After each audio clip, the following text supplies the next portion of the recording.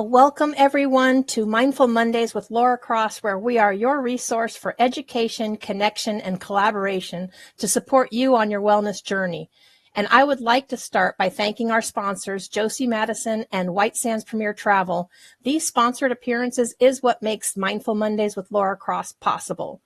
Now, this dynamic motivational speaker, innovator, and entrepreneur has not only rebuilt her life at 41, but she has also transformed her challenges into a thriving multi-six-figure business. And with her spirituality, S.M.A.R.T.E.R, and we'll explain that one soon, framework, Josee embodies heart-centered principles that inspire hundreds to break free from limiting beliefs and find their true purpose. Josee, thank you so much for joining us today. Thank you so much for having me. I'm so thrilled for being here. So thanks a lot for inviting me. Oh, no problem. I love having all these different people and different aspects on. So can you share like a pivotal moment in your life that prompted you to embrace change and rebuild your path? Well, like you said earlier in the introduction, my whole change started at 41, but my life changed at 25 when I left 4 months before the wedding. I was supposed to get married at 25, and following, like everybody does, government job. I had my boyfriend since I was 18, and I'm French Canadian. So French Canadians marry early, they have kids and the whole thing, right? Okay.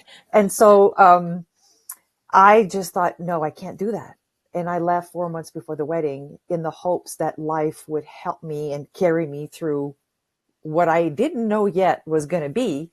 But I had to leave. I just knew I had to leave. And so I did. But the pivotal moment, I mean, I've had a lot of skips and jumps and hiccups and bumps from 25 to 41. Had many jobs, many careers. But I have to say that with all those things, there was one thing in common, and that was that my heart was actually guiding me. And it's through my struggles that I found my strengths. And then I was like, oh, nope, that's not it. Let's move on, And so I think for me at 41, I became sober. So that was a big thing. I used to work in the music industry in Nashville, Tennessee. So I'm originally from Canada, but moved to Nashville in 2008 to work with an artist in the music industry. And so I, music and tour and all this stuff is a lot of unhealthy habits that develop. For me, there was unfortunately, some alcohol that was abused. And so at 41, when I got sober, that's when I really saw my life become transformed through spirituality and an absolute awakening of my heart, like to truly listen and surrender to my heart.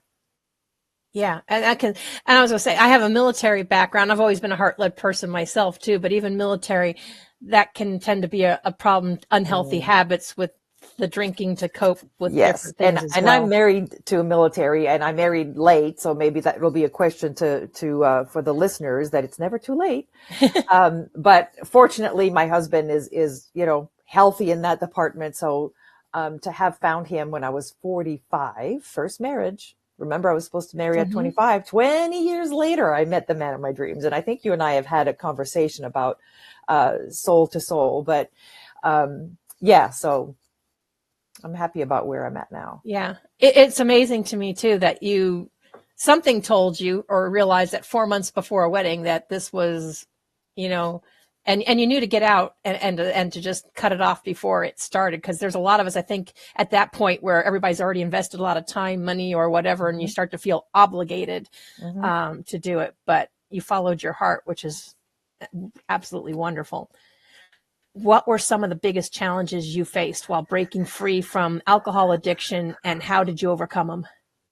Well, what I realized, and for me, my sobriety has a lot to do with spirituality.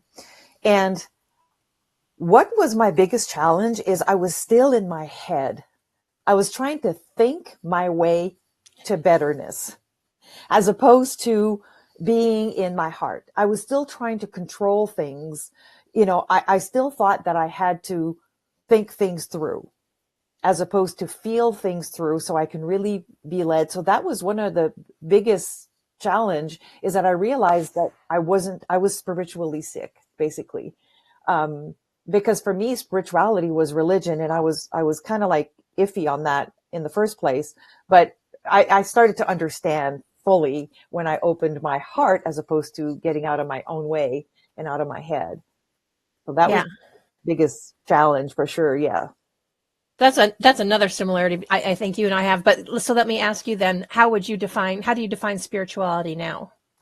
Spirituality is all about listening within. So for me, with the spiritually smarter path, this is why it was born, is it was born out of necessity for me to how do I connect? I was always someone with goal oriented. I'm a type A personality. When I'm gone, I'm on it, you know. And so I always held on to that SMART goal, you know, the S, something that's Mm-hmm. whatever, attainable, whatever. I can't remember because my smarter now has taken Specific, over. measurable, Yes. attainable. Yeah. Yep. Relevant and Relevant and timely. Mm-hmm. yes. Well, for me, that was always the case for me. I had to focus on that. So when I fell ill in 2011, when I was 41, my body completely shut down. And I was like, okay, I can't work smart anymore. I have to be smarter. I'm like, okay, this is weird. And then when I realized that spirituality for me was a connection to myself, I started really going within. And that was hard because I'm a, thinker. Mm-hmm. I solve problems. I love puzzles. Well, you can't be in your heart if you want to solve puzzle. You got to be logic, but that was not the case. So for me, I found that spirituality is really just going within. It doesn't have to be prayer. So Right. spirituality for me is a complete surrender to something that's bigger than me, that knows me more than I know myself. Because what we do as humans is when we want to achieve something, we have an idea of we want to do something. And what stops us is because we're in our head only looking at what's in front of us. And that's all we think we have access to, which is, for me, I learned it's behind that idea. It That is is. the bigger picture that I don't see. So spirituality means to me, see the bigger picture. And I've got stories galore to explain that, about how I surrendered and exactly what happened, something that came out of nowhere, you know. Um, so when we have time, I'd love to share that story, but because it is related to spirituality and how you surrender. If you'd like to share the story, go right ahead. Okay. Yeah. Well, when it was in 2010, I fell ill. I had left the music industry, and I had a contract as an event organizer, and that particular boss lost her contract. So she had to let me go because we had no events to organize anymore. She had lost her contract, and I was living with my savings, and it was dwindling. And I thought, oh my God, I'm Canadian. I'm here on visas. I'm going to lose my visa. What am I going to do? I'm almost broke. Am I going to be able to go back to Canada? Like, what am I going to do? I was completely terrified. And the same thing happened when I was 25. Something told me, I just laid down on the floor in the kitchen of the room I was renting, a small little room in a house.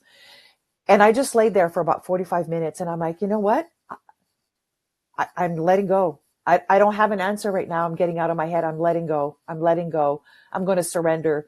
And I just focused on my breath. Every morning I would wake up and I'd be like, nope, I'm letting go. I know something's going to happen. I don't know what it is. And that's what I'm afraid of, is I don't know what it is. Right. And a week later, I get an email from a financial advisor that I had worked in Canada back in 1999. Now we're in 2011. All right. You're right. So I get this email. He's like, Josee, I hear that you've not been living in Canada for 2 years. Please call me. And I'm like, okay. So I give him a call, and he said, you have some investments here that you can't no longer have here because you're not considered a resident. We have to transfer it to the US. And I'm like, what investments? And he said, well, remember when you worked back in the government, you had opened an account and money was always withdrawn from your paychecks and put into this account. And I thought, I didn't even remember that. So I'm like, okay, how much? Almost $48,000. Wow. Out of nowhere. how could I have possibly known that this was coming to me? And that's what I mean by when you surrender, the universe has plans that you don't even think of. And Yeah. I have, or actually, I'm writing a book about all the stories that like that happened to me as proof that you can listen to your heart. And we have some beliefs that are stopping us from doing that. Yeah. Yeah. And there are a lot of heart-centered people out there, and a lot of people tell me I'm guilty of being one of the overthinkers. I've had to ditch a lot Mm-hmm. of that. But like you Mm-hmm. said, when you just stop letting all the bad broken records play in your head and just Yep. kind of, like you said, give in and just let go, it's like it always works itself out. And damned if something doesn't pop up, like an email or a phone call. Mm-hmm. It could be anything. It's amazing what is out there. Yes. But you have a fascinating framework. So we already mentioned a little bit about the SMART, but like you said, yours is SMART-E.R. So Yes. framework. So can you explain the core principles behind that and how it shaped your journey? So the reason it shaped my journey is I'm a logical person too at heart, but I know that I'm also very spiritual and very intuitive. And I've been born with that gift, and I'm really using it now.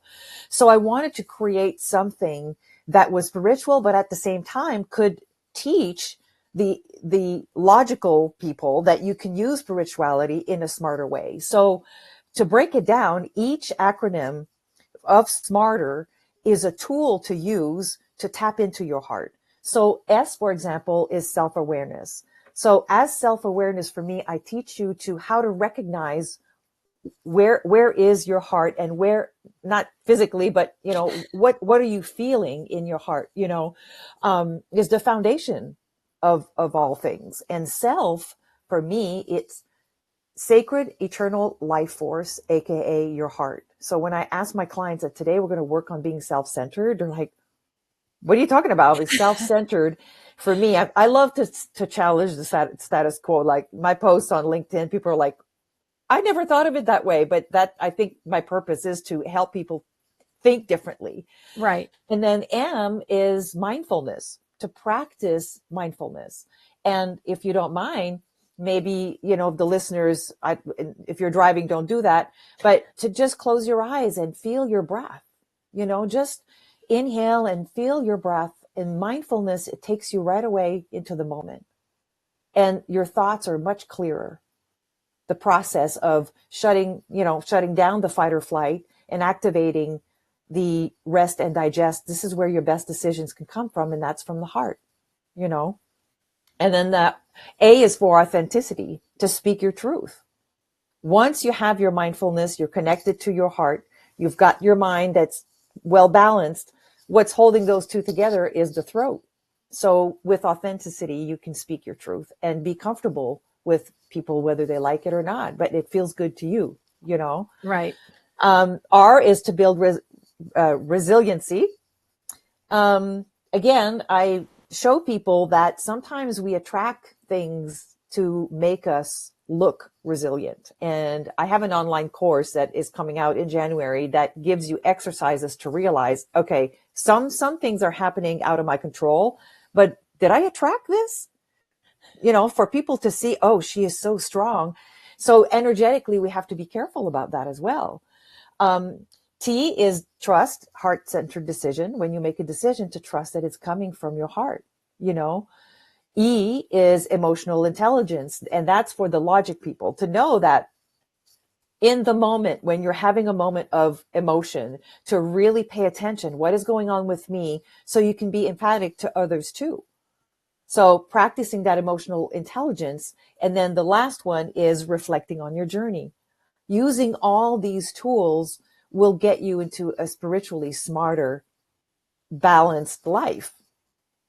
Does that make sense? Oh yeah, absolutely. And I love how, yeah, you even took like the SMART acronym, but you add ER, but you made it totally different for Mm-hmm. heart-centered and heady people. Yeah, exactly. Because I do in my coaching, I do use a lot of science, with quantum physics and spirituality, meditation, breath work. And so they are all combined, some things in science are totally spiritual, but people don't get it that way. So this is why we have to explain it to them in a scientific way, but really they're learning the spirituality of things, of energy. Right. Yeah. It's And we kind of are, like and we are all energy. yeah, absolutely. Of course. Yeah. Hmm. So how did the societal pressures and the concept of shoulds influence your life before the transformation?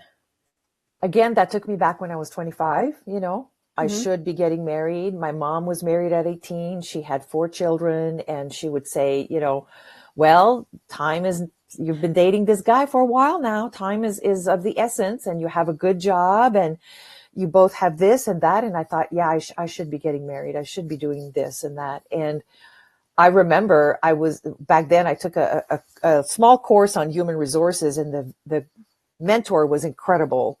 And I remember telling him, I said, I'm confused. I don't think I want to get married. I don't think I'm ready. Like I don't think that that's my path. And I'm really torn on what I should do.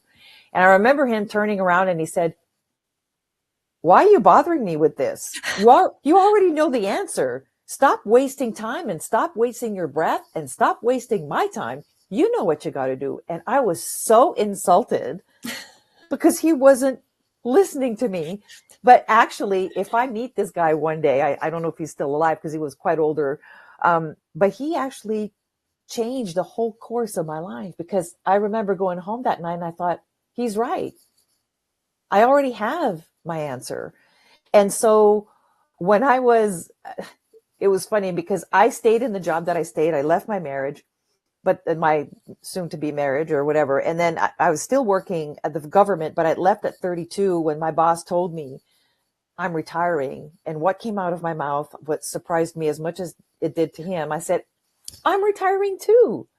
And he's like, well, you're 32. Where are you going to go? I'm like, I'm not entirely sure, but I'll figure it out. And at that point, I was studying at college part-time business management, and that's when it all started. Yeah, it's amazing when we get stuck into all those what we should or we're supposed to do, and it's like, says who? Exactly. I'm like, it's our life. It doesn't mean just because that's the way it's always been that that's what makes No, it right for you. I agree with you, but I think what happens is that we want to be loved. Mm-hmm. And so when we do something that's out of the ordinary, that is out of the society expectation, we stand out. And we have to love ourselves enough to be okay with standing out. Because if we don't, we're going to go back to the comfort zone for others to love us. Right. And Yeah, I because think, some may wind up even ridiculing you for it, and others, and it may be mhm, because they wish they were doing the same thing as you, but don't maybe mhm, have the guts to do it, or yeah, they just don't understand it. But it's scary to change, but if you really tap into your heart, all that matters, your heart's not going to lie to you. right, It's not. You know, I mean, look at all the leaders in today's world. They'll tell you, I was ridiculed, I was fired, I was told I was silly from doing this, and that I was going to lose, that my company's going to. They went through. And I'm getting through that too with my new spirituality and the smarter path, and self is now a different definition, and you know, for me, I have a calling to help people open up, and that's what I'm going to do no matter what, and I surround myself with people who support me, and those who don't, then that's okay. yep, you know yeah, 100%. I always say we're going to resonate with who we're meant to resonate with, and if we don't, hey, that's okay. That's why we're all individuals. We're all different. exactly. Yeah. So, what role did storytelling play in your healing process, and how do you use it now to connect with others? Well, the story I told you about my $48,000, Uh huh. how I released. So for me, I have a lot of stories like that back my methods, that back my truth of, guys, I've been living like this for over 17 years. I know it's working. Do I have challenges? Yes. Am I scared that I just paid, thousands of dollars to book a retreat in 2026 when I don't even know who's going to sign up? Yes. But those are my stories, Yep. the stories of belief, the stories that, hey, this is how it happened. And it is going to happen for you. You are going to do it scared, but do it scared. Yeah, absolutely. And I was going to say, and even if no one showed up, because I think your retreat, we were talking about it earlier, is in Costa Rica. I Mhm. mean, even if no one did show up, you could have your own adventure of a lifetime. Oh gosh, yes. But the funniest thing is the website's not ready yet. It'll be in a few weeks, and I already have um, 5 people signed up, and I'm not taking more than 25 at the retreat. And we're 1 year and 2 months away. My last retreat that I did, we sold out 10 months before the date. So I know for me, that's another story. I didn't know when I did it the first time. This is my 5th retreat. Mm. So maybe I have a little bit more confidence knowing that it is going to work out, but it's a brand new clientele. I don't know who's going to be there. I know Right. I have return customers, but at the same time, I'm excited. That's what excites me is being scared. I don't know if that makes any sense, but that's You're, where you learn more about yourself. but that's how you grow, right? And that's how you learn, Exactly. because there's a Hmm. lot of us that wish we would do it, or wish about it, but, or want it to be perfect. But Hmm. if you wait for it to be perfect, you might never start. No, no. It's like having a baby. I don't have children, but if you're pregnant and you know that it's going to come in 9 months, you have no idea what your baby's going to look like, but you Right. trust the process. You didn't put in a little form saying, I want them to have blue eyes, brown hair. I want them to weigh 7 and 8 ounces because I don't want it too heavy. I don't want to hurt. I don't want to have it. No, you did it. So think of it that way. If I was able to have children, I didn't put a specific order. I believed that it was going to happen. I believed that whatever happens is going to happen. And it did. Yep. And you followed your heart, which is exactly why we say your heart is your GPS to Exactly. happiness. Yeah. So, yeah. Well, I know we have we're going to talk about some common barriers that people Mhm. face when they're seeking fulfillment and a lot more. But right now we need to take a quick break from a word from our sponsors, and we'll be right back.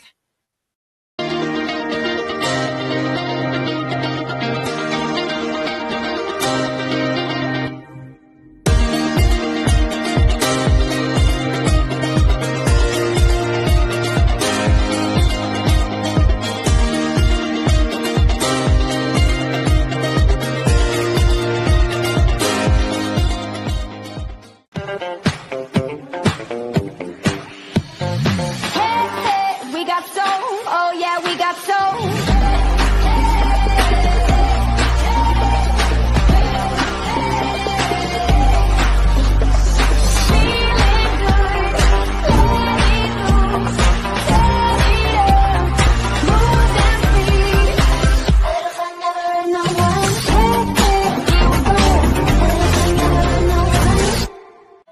Feeling overwhelmed, like there's too much on your plate. Midlife can feel like it's too late to change, but it's not. Imagine turning that mental overload into clarity and learning to trust your instincts instead of always being in control. I'm Josee Madison, a transformational speaker, entrepreneur, and self-awareness expert. I coach midlife professionals to reconnect with their intuition, ease the pressure, and find a more fulfilling path forward.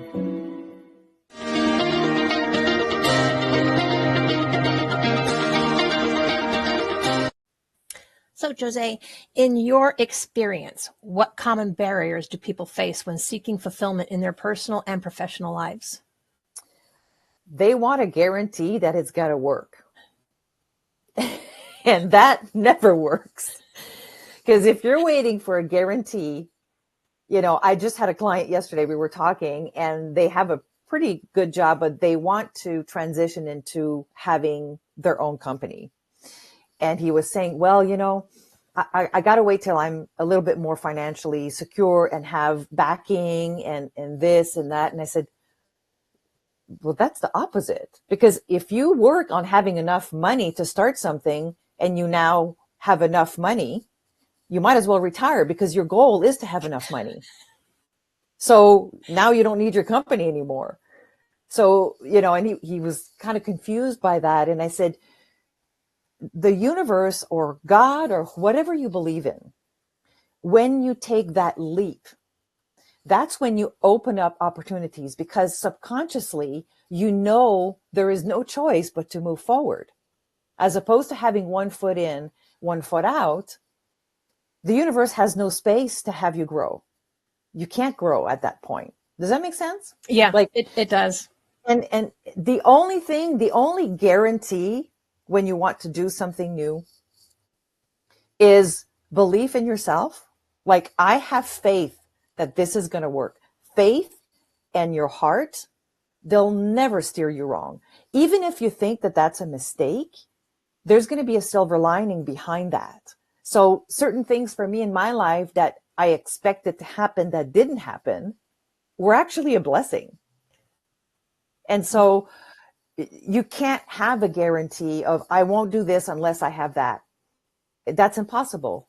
It won't work. And that's what we get stuck on, I think. Yeah, well, it can be, and that can be scary. I mean, I've always been one that embraces change, but sometimes, and I think sometimes the scariness comes in when you're not used to it being on you. You know, you've always been there to support everyone else, but when it comes to you, it's a slightly different thing sometimes, or it's like, okay, can I do it? You start like playing bad records in your head. Exactly. And your limiting belief has to do a lot of times, from your conditioning. Like my client yesterday, he's like, a lot of people in my family are poo-pooing on the idea that I would like my own company, and I said, well, do they own companies themselves? Well, no, not really. No. Okay. Well, how do they know it's going to work or not work? They're putting their fears on you.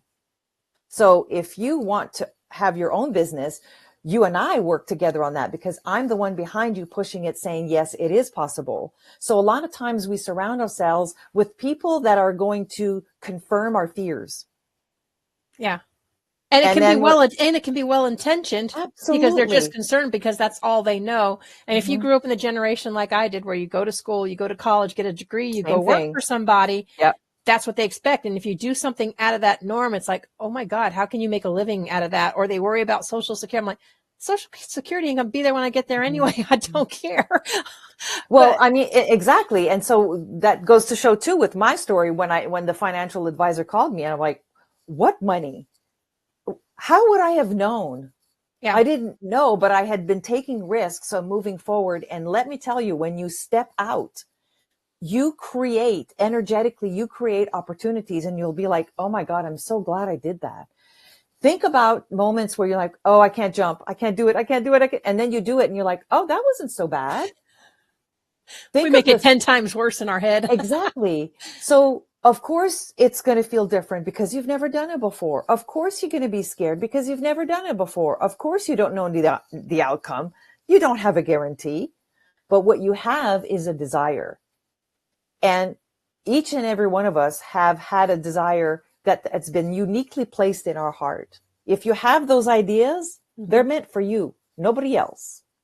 You had ideas to have a TV show. That never dawned on me. For me, that wasn't an idea for me that was placed in my heart. It was in yours.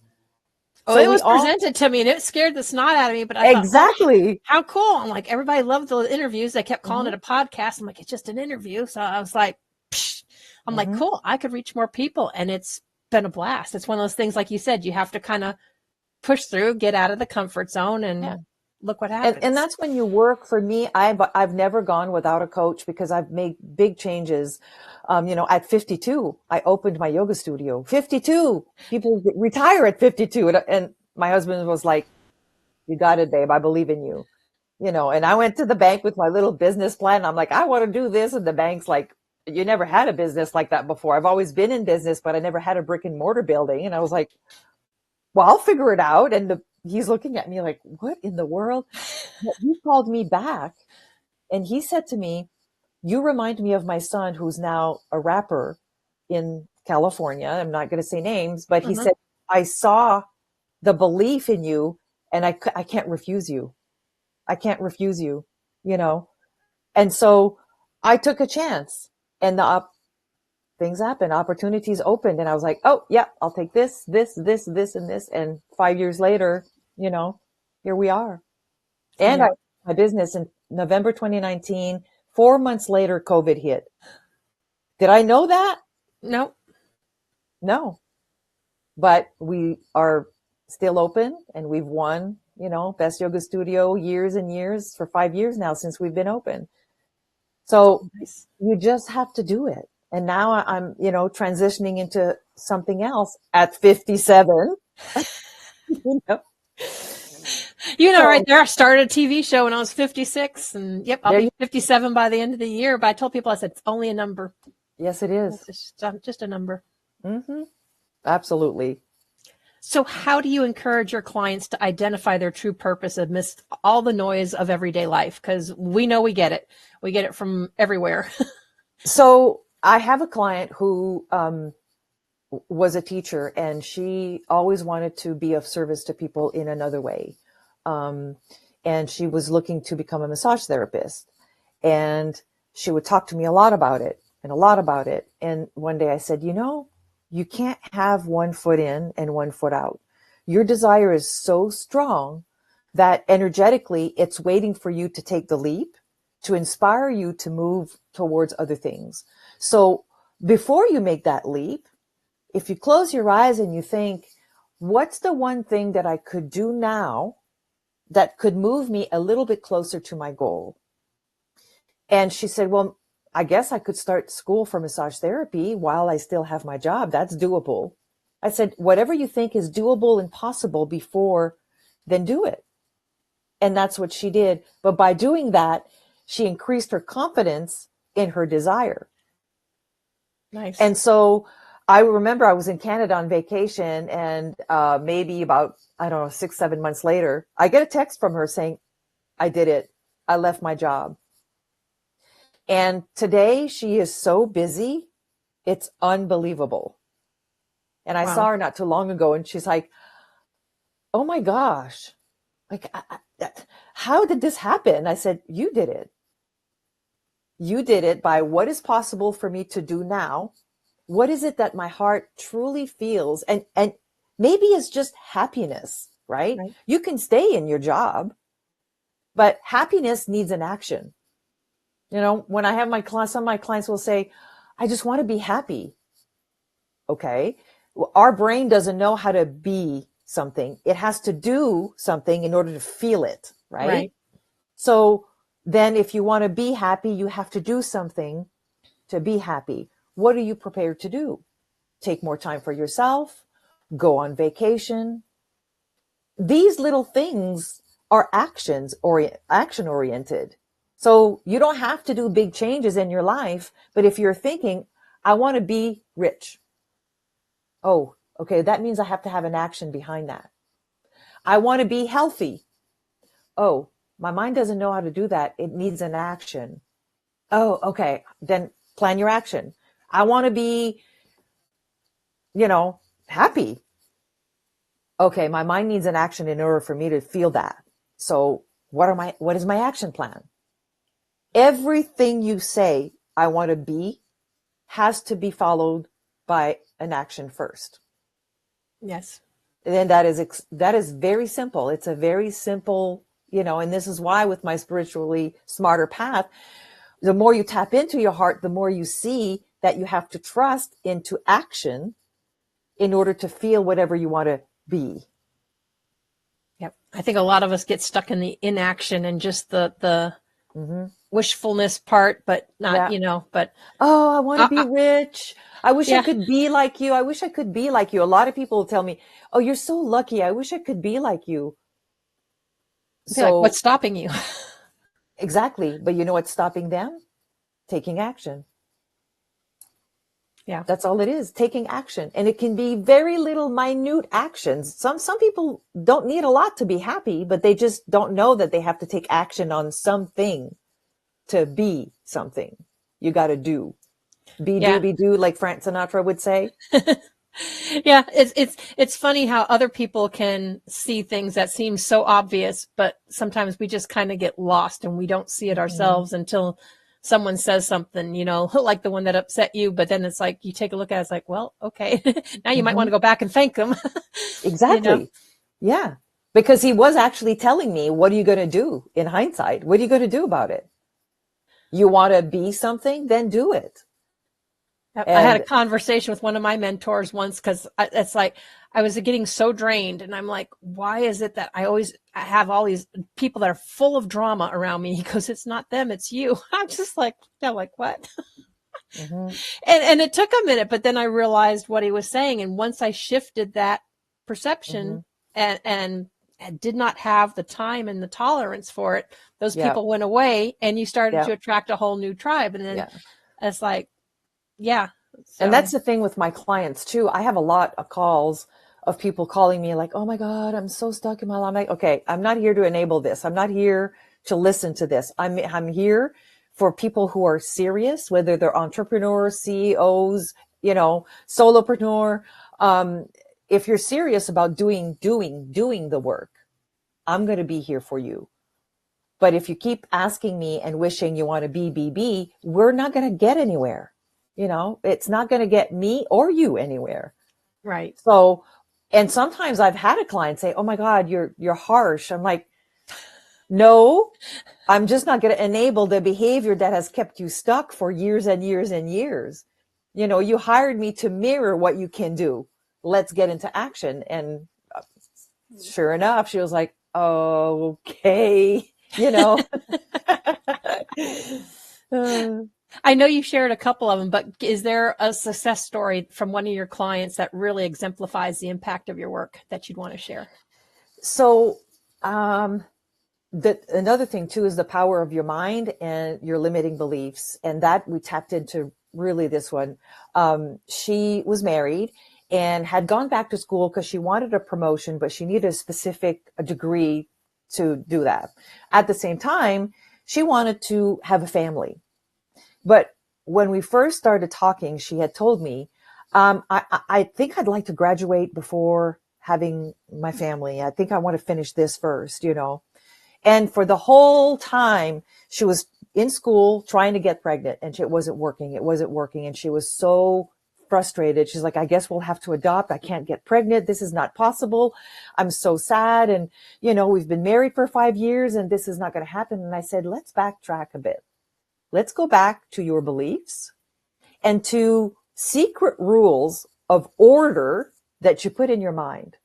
You've told me a few years ago, you didn't want a degree. You didn't want to get pregnant until you have your degree. You've been in school for 2 years, so you're not going to get pregnant. You've told your mind, I'm not going to get pregnant until I have my degree. Those are your secret rules. Honor that. She was upset a little bit for a while. Mm-hmm. And then one night, it was in July, she asked me if I wanted to go for a walk with her. And I'm like, yeah, okay. So I asked her how school went and all this stuff. And she's like, well, I found out that in the spring, I can't take the course that I wanted. I was due to graduate in April, but I'm going to have to graduate in December because that course is not being given in the spring semester. I have to do 2 courses in December. So that'll be pretty crazy. I'll end up graduating in December. And then she stops and she looks at me and she says, because I'm due in March. Nice. So her subconscious and energetically, she couldn't have graduated in March because in April, because she was due in March. She wanted to graduate before that. And I know this sounds really silly, but the power of your imagination and your mind, the rules, like when I speak in person, I teach people how to stretch their bodies without even moving, increase their flexibility without moving. That's how powerful our mind is. And when I told her that, she was like, I was so angry when you told me that, but it's absolutely true. When I graduated, like when I got pregnant and the doctor said, you're going to have your baby, you're due in March. And she's like, oh my God, Josee was wrong. I'm graduating in April. And then she finds out about her course. Of course. Yeah. Wow. So as my job, I was helping her just kind of decipher the rules that she had set to herself, which that's what I do as well, is to remind you of your limiting beliefs and your secret codes that you put in your mind. Well, and the mind is, I think, one of the most powerful tools that we have is to use it. But so as a motivational speaker, what strategies do you use to engage an audience and to make your message resonate? Again, like I said, when I'm speaking, I really teach on the power of the mind and how to listen to your heart. And the power of the mind is also increasingly powerful. And I do interact with the crowd to let them know we're going to increase your flexibility without moving. And so I have them stand up And I do this exercise for them and 100% it works. I mean, that's how it works, but I really share my strategies for my smarter. We do a little exercise as I explain each letter, breathing exercise or thinking of an obstacle. So I'm really interactive with them so that when they leave, they really see like, oh my God, I don't need to do much to change. So I'm really taking out and hopefully taking out the fear that there's too much to do. It's already in you. I'm just here to lighten it up and shine the light to you going, oh, there it is. It's like, didn't know that was there. Mm-hmm. So what advice would you give to someone who's feeling stuck and unsure of where to start on their journey towards fulfillment? It's never too late. If this dream is meant for you, it's going to happen. And so for me, being 57 and the things that are happening in my life right now, I'm like, oh my God, I should have done this earlier. But that's not true because there's a timing for all of that.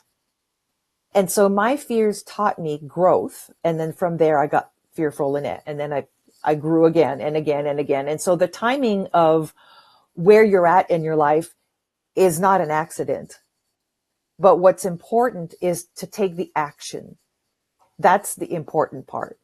And for me, working with a coach is a person who's going to lighten up that step for you and say, hey, I've been there. This is how I do it. Maybe not my way will work, but I can see how it could work for you. And we switch it up, but it's never too late. Heck, I got married at 45. I'd never been married before. I don't have kids. I started a brick and mortar business at 52, started some wellness retreats at 53. Now I'm going on I'm writing my book and hopefully getting on a book tour and hitting more stages as a transformational speaker. Gosh, when is it going to end? I don't know, but I'm getting excited. I can see myself at 75 on stage going, I'll just move on, I think that's awesome. And you kind of already jumped into my next question because I was going to say, looking ahead, what are some of your goals or dreams that you still aspire to achieve in your personal and professional life? Well, my personal life, my husband and I are celebrating 12 years married, and he's my best friend. It's unbelievable. Like, I just thank God, the universe, that I manifested this person. Again, it was, I'm writing a book about the journey of my heart, how it's going to be like a little scavenger hunt, because all my stories, you have to figure out where did the heart lead me and how and when. And then also my Smarter Path course, the framework that will come out in January, and my retreats. That is in Costa Rica, January 24th to the 31st, 2026. Everything's going to be on the website soon. And my work as a coach, as a guide. I do different ways. I do one-on-one heart decoding sessions, which is 90 minutes.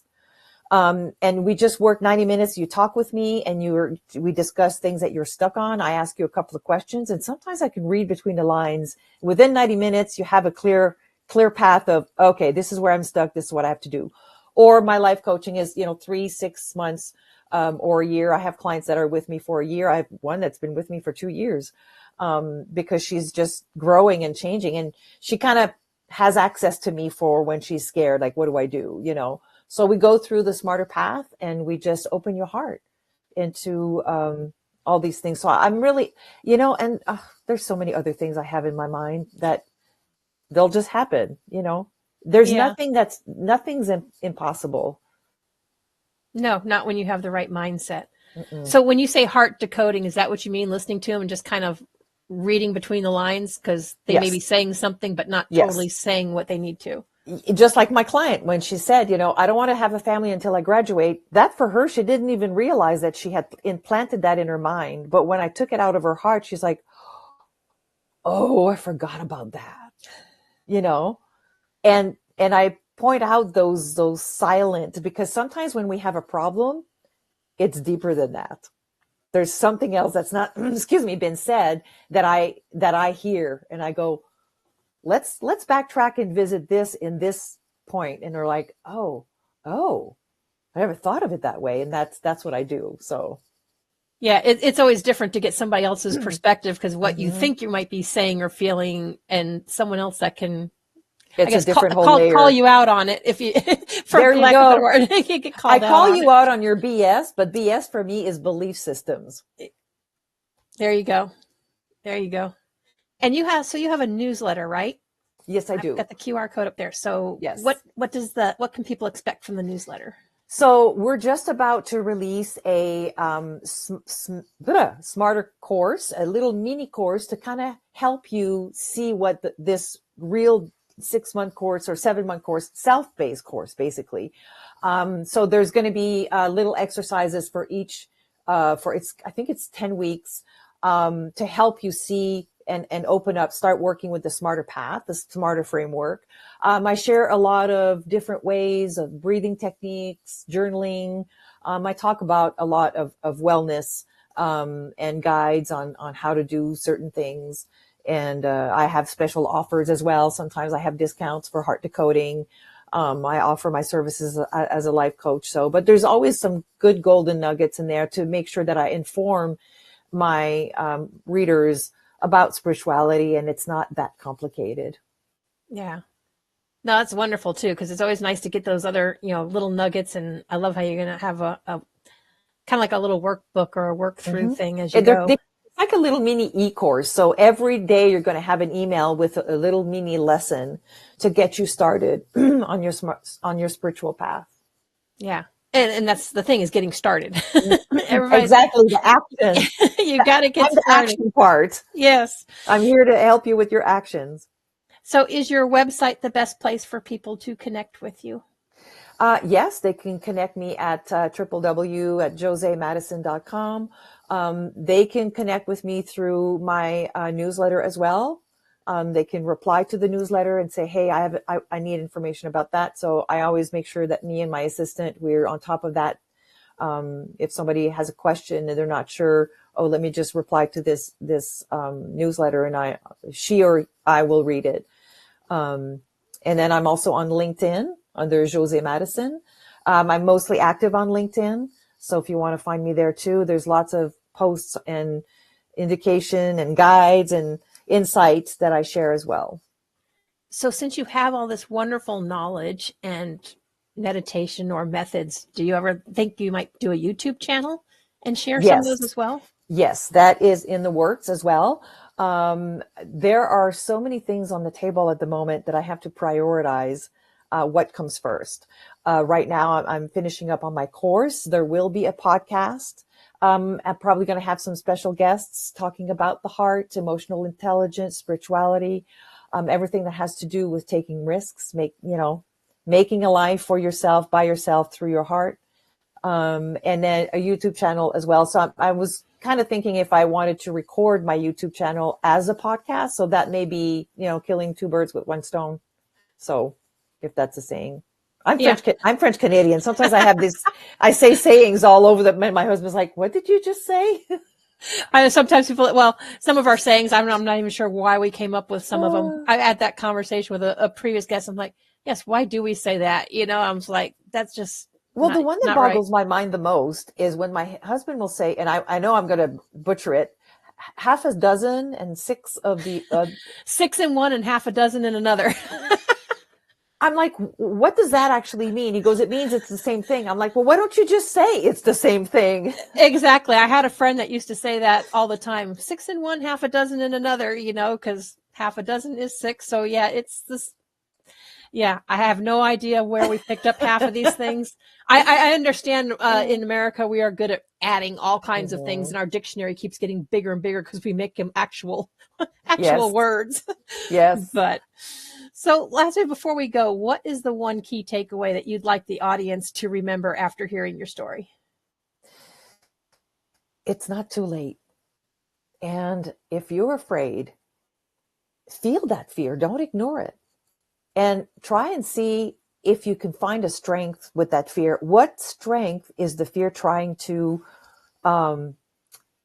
extinguish? And really pay attention and go within. Don't be afraid to go in your heart. People think that they have all their secrets and I have a heartbreak and everything. That's not where it all lies. That's in your ego. Your heart lies where your light is when you were born. That's what it is. So there's nothing mean or bad in your heart.